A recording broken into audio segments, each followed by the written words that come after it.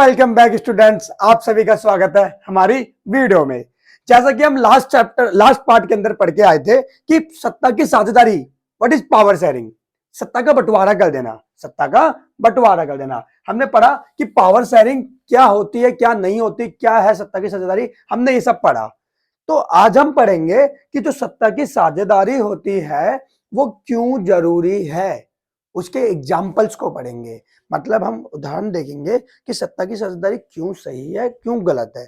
तो अभी हम पॉजिटिव, क्योंकि पहले हमें पॉजिटिविटी देखनी चाहिए, तो हम पॉजिटिव एग्जाम्पल की तरफ जाते हैं, सकारात्मक उदाहरण को देखें तो उसकी तरफ जाते हैं। तो टॉपिक चल रहा है हमारा power, why is power sharing is necessary, important या डिजायरेबल। तो लोग क्यों, किसी कोई इंस्टीट्यूशन है, यानी कि कोई देश है, राष्ट्र है, वो क्यों सत्ता की साझेदारी करता है, उसके बिहाफ पे हम एक एग्जाम्पल देखते हैं। जो हमारा टॉपिक रहेगा वो हमारा है पावर शेयरिंग के अंदर हम पढ़ने वाले हैं बेल्जियम। किसके बारे में पढ़ने वाले हैं? बेल्जियम। बेल्जियम की बात कर ली जाए, दुनिया में 7 कॉन्टिनेंट है। कितने कॉन्टिनेंट है बच्चों? 7 महाद्वीप है। 7 कॉन्टिनेंट में से जो यूरोप है, कहां पर? यूरोप कॉन्टिनेंट है, उसके अंदर हमारा क्या पड़ता है? बेल्जियम। क्या पड़ता है? यूरोप किस कॉन्टिनेंट में पड़ता है? बेल्जियम में। यूरोप की बात कर दी जाए, सॉरी बेल्जियम की बात कर दी जाए, तो जो बेल्जियम है, जैसे कि हम नक्शे में देख सकते हैं, बेल्जियम है, उसकी जो बाउंड्री है, जो सीमा है, सीमा रेखा है, वो किन किन देशों से टच हो रही है? पहला जर्मनी से, दूसरा नीदरलैंड से, तीसरा फ्रांस से, चौथा ये जर्मनी, यहाँ पे जर्मनी, नीदरलैंड, फ्रांस और ये लक्समबर्ग, ये लक्समबर्ग। तो क्वेश्चन आ जाए, बेल्जियम की सीमा, बेल्जियम की सीमा किन किन देशों से टच होती है, देशों से संपर्क करती है? तो हमें याद रखना, जो जो क्या कहते हैं, या फिर बेल्जियम की नेबरहुड कंट्री है, या बाउंड्री लाइन कोस्ट जो है वो कहाँ का टच होती है? तो पहला फ्रांस, दूसरा जर्मनी, तीसरा लक्समबर्ग और चौथा नीदरलैंड। 4 ऐसे देश हैं जो बेल्जियम को घेरे रखते हैं। बेल्जियम की बात कर जाए, यूरोप का एक छोटा सा देश है। इस यूरोप के छोटे से देश की बात कर दी जाए, अगर पॉपुलेशन में देखें तो हमारा जो हरियाणा है ना, हरियाणवी है ना, के लेवे तू, ऐसे जो हरियाणवी जहाँ पे लैंग्वेज है, तो हरियाणा की जो लैंग्वेज है, अगर उसका डाटा देखें तो वहां पे अबाउट 2 करोड़, 2 करोड़ क्या है पॉपुलेशन, जनसंख्या है। क्या 2 करोड़ करीब समथिंग क्या है वहां पे लोग हैं, जो कंप्लीट वहां की पॉपुलेशन 2 करोड़ है। बेल्जियम इस 2 करोड़ की भी बच्ची, मीन्स हाफ है। अगर इस 2 करोड़ का भी हाफ कर दिया जाए तो 1 करोड़ आती है। तो बेल्जियम की जो बेल्जियम है उसकी पॉपुलेशन कितनी है? 1 करोड़, समथिंग अबाउट 1 करोड़। तो लगभग हमारे भारत का एक जो राज्य है हरियाणा, ठीक है, उस हरियाणा राज्य की जो जनसंख्या है, पॉपुलेशन, उसकी आधी किसके बराबर है? बेल्जियम के बारे में। अब एक टॉपिक आता है कि जो बेल्जियम है ना, इस बेल्जियम की अगर बात कर दी जाए तो इस बेल्जियम में जो सिस्टम है बहुत जटिल है। इसका जातीय का मतलब, बेल्जियम की जातीय बनावट काफी जटिल है। कैसे? चलो देखते हैं। एथनिक कंपोजिशन बोल देते हैं, मतलब कि जो यहाँ की जातीय है वो सिस्टम कैसे है। तो इस बेल्जियम की बात कर दी जाए, इस बेल्जियम में अराउंड 59%, क्या 59% जो पीपल्स हैं वो डच स्पीकर हैं। कैसे स्पीकर है? डच, यानी कि किस भाषा को बोलते हैं? वो डच भाषा को बोलते हैं, और कंप्लीटली वो 59% है। जो किस इलाके में रहते हैं, जो रहने वाले हैं ना, वो इस ऊपर वाले इलाके में, ठीक है, इस नीचे वाले इलाके में, फ्लेमिश इलाके में रहते हैं। जबकि जो 40% पीपल्स हैं, कितने परसेंट? 40% पीपल हैं, वो फ्रेंच लैंग्वेज बोलते हैं। कौन सी लैंग्वेज बोलते हैं? फ्रेंच। ये लो 12th क्लास में एक चैप्टर है फ्रेंच लैंग्वेज के ऊपर, द लास्ट लेसन, शायद फर्स्ट ही चैप्टर है, उसमें भी बहुत कुछ है। तो टॉपिक पे आते हैं हम अपने। बेल्जियम की बात कर जाए, इसका एथनिक कंपोजिशन क्या है, क्या जातीय बनावट है जो इसकी, वो कैसी है? अराउंड 59% लोग क्या बोलते हैं? डच, डच पीपल, डच भाषी लोगों की जनसंख्या कितनी है? 50%। जो किस में रहते हैं? जो कंप्लीटली फ्लेमिश इलाके में। कहाँ रहते हैं? फ्लेमिश एक एरिया, उसमें रहते हैं, ये नीचे वाला पार्ट। जबकि 40% जो पीपल है वो फ्रेंच स्पीकर्स हैं, फ्रेंच भाषी लोग हैं, जो कि कंप्लीटली क्या, कहाँ पे रहते हैं? वलोनिया वाले इलाके में। कहाँ रहते हैं? वलोनिया वाले इलाके में।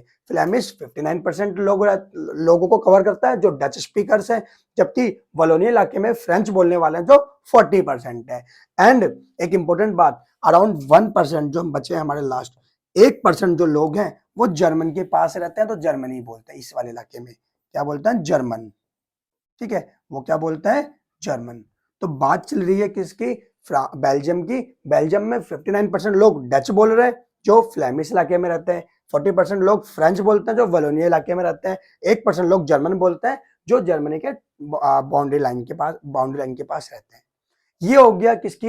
ये एथनिक कंपोजिशन की बात चल रही है, बेल्जियम के जातीय बनावट की बात चल रही है कि वहां पे जातीय किस प्रकार है।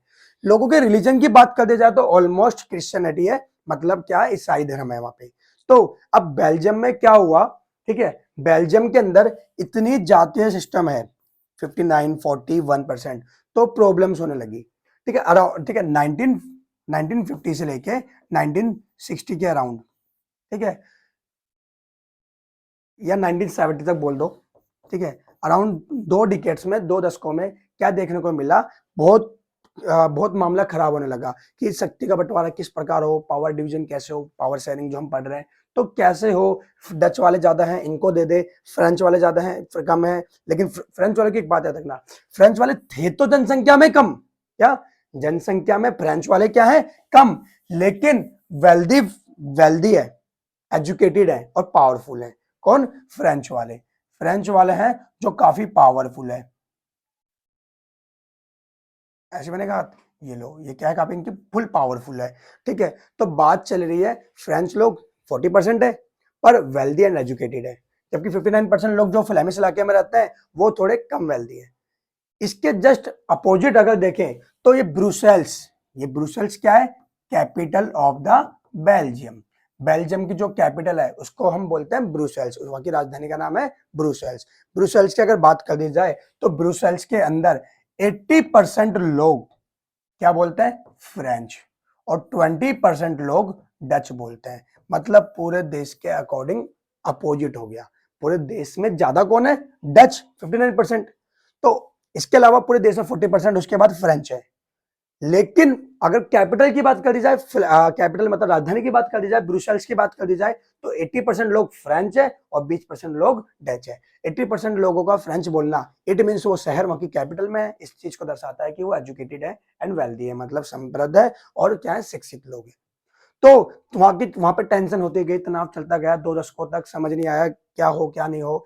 तो 1970 से लेके, तो हुआ क्या? 1970 से 1970 से लेके 1993 के बीच, 1970 से लेके 1993 के बीच में, 1970 से लेके 1993 के बीच में बेल्जियम के अंदर जो संविधान था उसमें 4 बार अमेंडमेंट हुआ।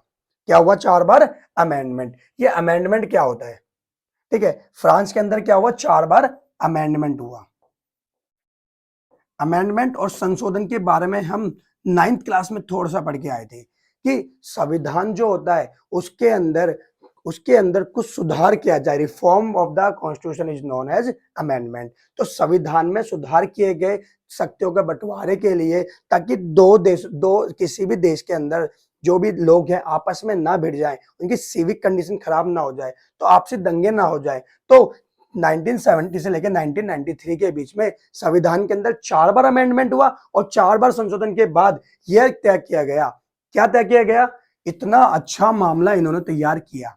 पहली चीज क्या करी कि सेंट्रल गवर्नमेंट के अंदर जितने भी मिनिस्टर्स होंगे, सेंट्रल गवर्नमेंट मतलब केंद्र सरकार के अंदर जो पूरे देश की संपूर्ण गवर्नमेंट होगी, उसके अंदर जितने भी मिनिस्टर्स होंगे उनके नंबर क्या होंगे? इक्वल होंगे। ठीक है, ठीक है, between both groups, French and Dutch, यानी कि डच भाषी और फ्रेंच भाषी की जो मंत्रियों की संख्या होगी वो क्या होगी? बराबर होगी। ये पहला चीज तय की गई। सेम यही चीज स्टेट में कर दी गई कि किसी भी राज्य के अंदर जो भी इनके अंदर प्रोविंसेस बन रहे हैं, प्रांत बन रहे हैं, राज्य बन रहे हैं, वो बेल्जियम के अंदर सेम इक्वली क्या? डच भाषी और फ्रेंच भाषी, जो डच स्पीकर और फ्रेंच स्पीकर है उनके भी नंबर क्या होंगे? मिनिस्टर्स के इक्वल होंगे। और एक चीज और कि कभी भी सेंट्रल गवर्नमेंट उस पर डोमिनेंस नहीं करेगी। ये होगी सेकंड पॉइंट की बात। थर्ड पॉइंट क्या किया गया? ब्रुसेल्स के अंदर, क्या? ब्रुसेल्स जो इसकी राजधानी ब्रुसेल्स है, ब्रुसेल्स के अंदर क्या किया गया कि number of ministers should be equal in should be equal party should be equal for both Dutch and French।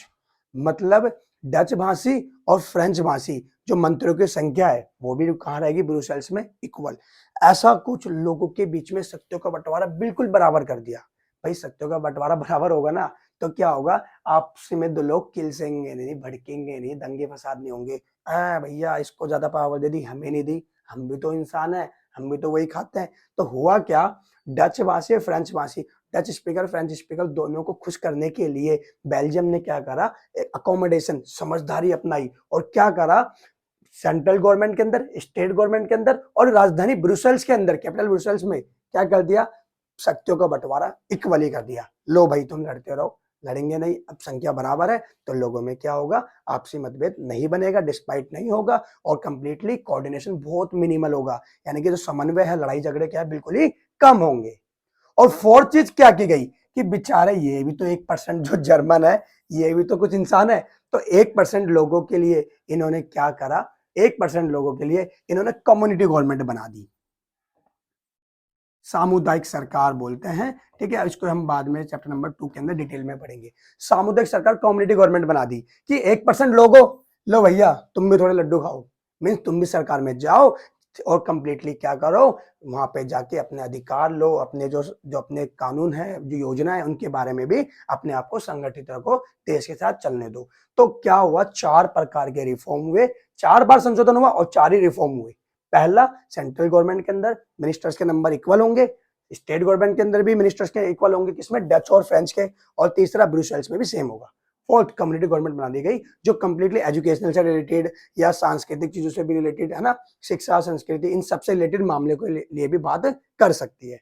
तो 4 प्रकार के रिफॉर्म हुए और बेल्जियम ने बहुत तरक्की अपनी क्या अपनाई, समझदारी अपनाई। ले भाई हम करेंगे समझदारी की बात, समझदारी की बात कौन करेंगे, सिर्फ बेल्जियम करेगा और लोगों के बीच में आपसी दंगे नहीं होंगे और कोई भड़काव नहीं हुआ, कोई देश में दंगे नहीं हुए। और इन्होंने जो सिचुएशन थी, टेंशन थी जो 2 दशकों तक चलती रही, ठीक है, 2 दशकों तक चलती रही, कंप्लीटली इस टेंशन को खत्म करने का काम किया संविधान में 4 संशोधन 4 अमेंडमेंट द्वारा। और हुआ क्या, बेल्जियम आज के टाइम पे अपनी जगह पर एक समृद्ध, एक ग्रोथफुल और एक कंप्लीटली वेल्थ प्रोस्पेरिटी वाला देश है, एक अच्छा देश है, इतना मजबूत है कि इस चीज को अगर हम देखें तो हमको पता है बेल्जियम कहां पे पड़ता है, यूरोप में।